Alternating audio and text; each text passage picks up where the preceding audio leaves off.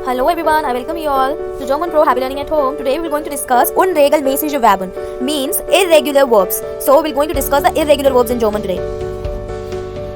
So in this, firstly we'll remember our endings of the conjugated verb, Verbstamm plus Endungen. So we'll take the Verbstamm plus ending. Ich will always ends while we conjugate the verb with E.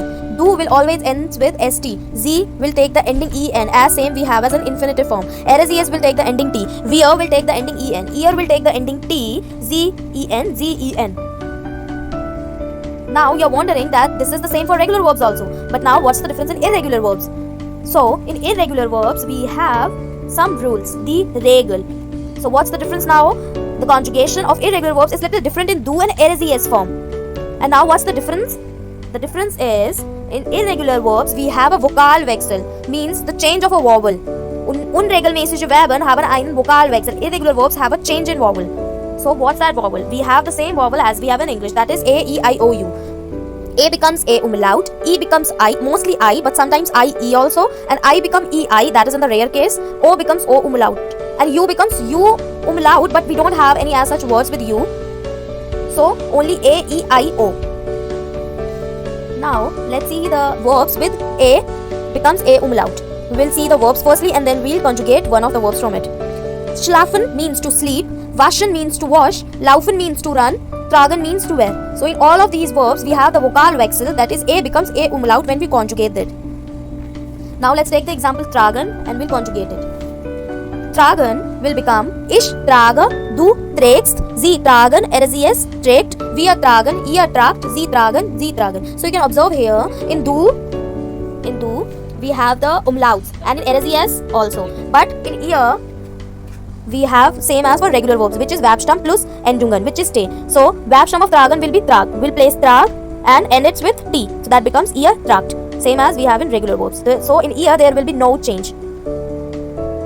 Now we'll see E becomes I. So these are some examples. Essen means to eat, sprechen means to speak, vergessen to forget, nehmen to take. So in all these verbs we have the change of vowel, which is E becomes I. In Essen also E becomes I. So now we'll be doing the conjugation of nehmen. Nehmen means to take. Ich nehme, du nimmst, sie nehmen, RSES nimmt, wir nehmen, ihr nehmt, sie nehmen, sie nehmen. So you can observe we have only change in du and RSES form. And in ihr we have the different form, that is Verbstamm plus Endungen. Verbstamm of Neyman is name, we place it name and then ends with t, that is named.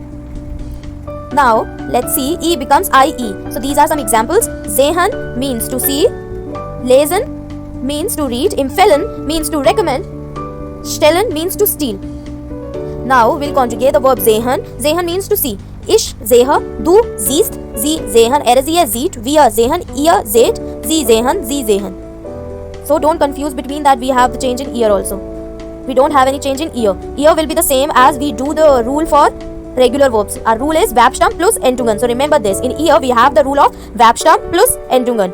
Verbstamm of sehen is ze. We place it ze and then ends with t. Zet. So I becomes ei. We have this only exception, which is wissen means to know. We'll conjugate this. This is the only exception we have. I becomes ei.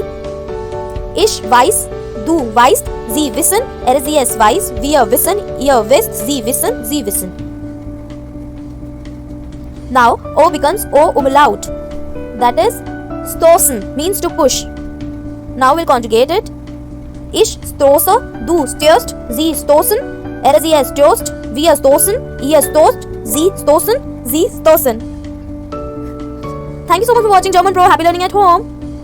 If you like the video, do the favor. Thanks. Cheers.